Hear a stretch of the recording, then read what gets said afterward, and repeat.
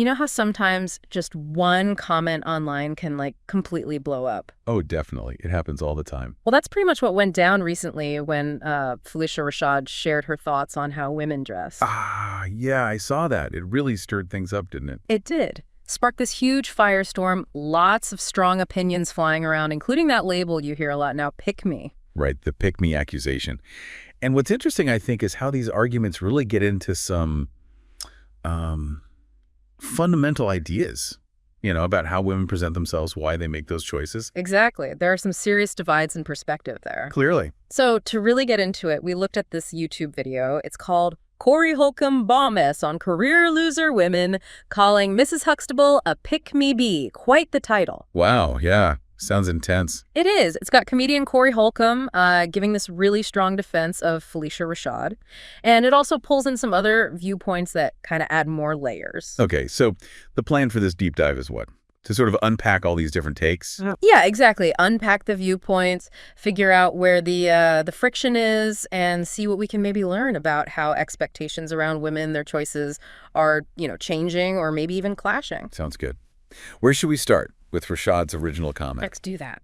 So she was on The Breakfast Club, and she basically suggested women should, quote, put on some clothes, dress respectfully, because in her view, men don't really like overly revealing outfits. Right. She said something like, no man wants his woman to be out like that, didn't she? Yeah, that was part of it. And this idea of leaving something to the imagination. She even brought up college instructors, saying male professors reportedly don't like female students dressing too scantily. That's right. It definitely felt like a more, traditional view on modesty. Yeah, it definitely echoes maybe an older perspective on, presentation. And, that perspective did not go over well with a lot of people online. No, I bet not. The reaction was probably pretty swift. Oh, immediate. Loads of women just jumped on it, calling her a pick-me. Okay, so let's talk about that term, pick-me.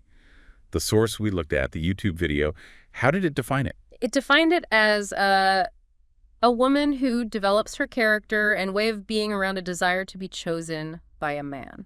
So the implication is that everything she does or believes is kind of filtered through wanting male approval. That seems to be the gist, yeah.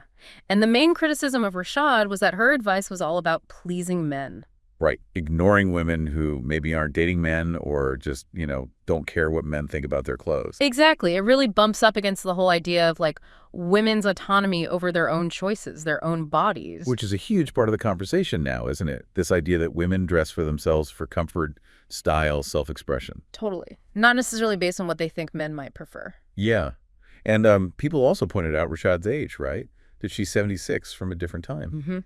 The argument being that for her generation, maybe a woman's identity or social standing was more tied up with, men and societal rules around relationships. Which contrasts sharply with the view that modern women have way more freedom, more agency. Right. The idea that they can define their own worth, express themselves how they want without needing male validation for it. Okay, so that kind of sets the scene. Rashad's comments, the immediate backlash.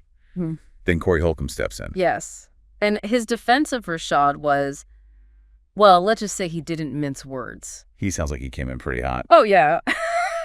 He strongly condemned the women criticizing her, even called them career losers. Oof, career losers. That's direct. Very. And he totally agreed with Rashad's points about dressing respectfully.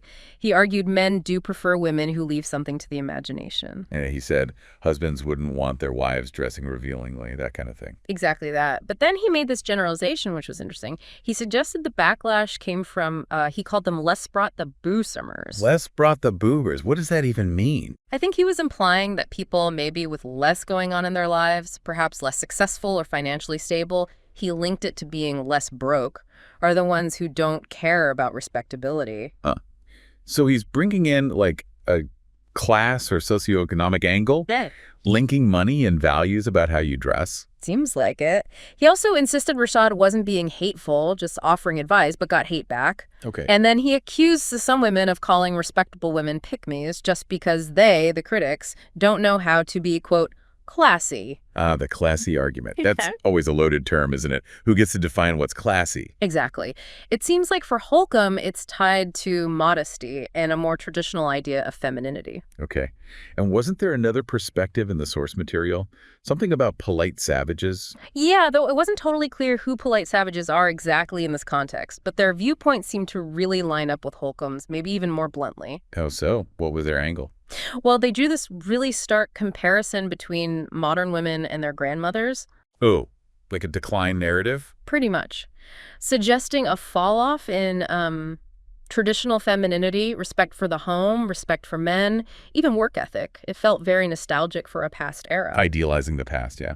And they argued that modern women expect, quote, traditional treatment from men, Yeah. but without having what they see as traditional woman qualities. Ah, I see. Like a mismatch of expectations. Kind of. They use this analogy like expecting to get groceries but having no money to pay, implying relationships are transactional and you need to bring certain qualities to expect certain treatment. That's a pretty critical take on modern dating dynamics, I guess. Definitely presents a big gap between what they perceive as entitlement versus a lack of traditional virtues. And did this perspective also mention something about kids and social media? It did, yeah.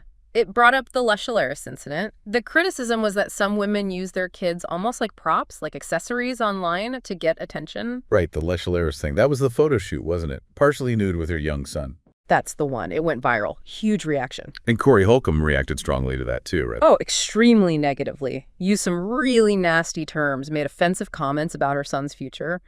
It was pretty rough. And Le Chaleris apparently confronted him about it later, though not face-to-face. The source mentioned that, yeah. But the core argument from the critics was that using a child like that for internet fame is morally questionable, whatever your views on nudity itself.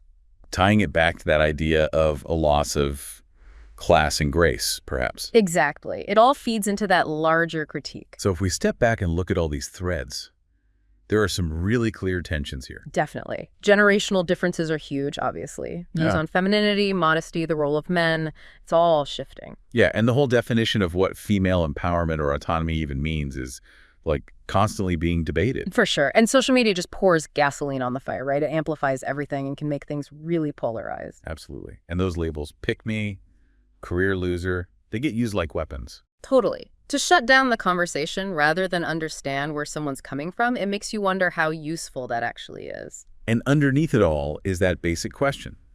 Who defines respectability and why? Is it about tradition? Is it about just expressing yourself? And should a woman's choices ever factor in what men might prefer? That seems to be the million-dollar question in this whole debate. Right. So the source material really lays out these clashing ideas about why women make the choices they do, especially with clothes and behavior. Is it all for men, or is it about independence? Yeah, it's a real snapshot of a bigger, ongoing cultural argument. These comments, these reactions, they just reveal how differently people see things based on their own values, their own experiences. So it leaves us with a question for you, listening. Thinking about all this, what factors do you think are really shaping how we view women's self-expression and relationships today? In these online debates, like the one sparked by Rashad and Holcomb, are they actually productive? Do they help us understand each other? Or just, deepen the divides? Something to chew on, maybe? We definitely encourage you to think about it, maybe even check out the original video if you're curious about the raw conversation.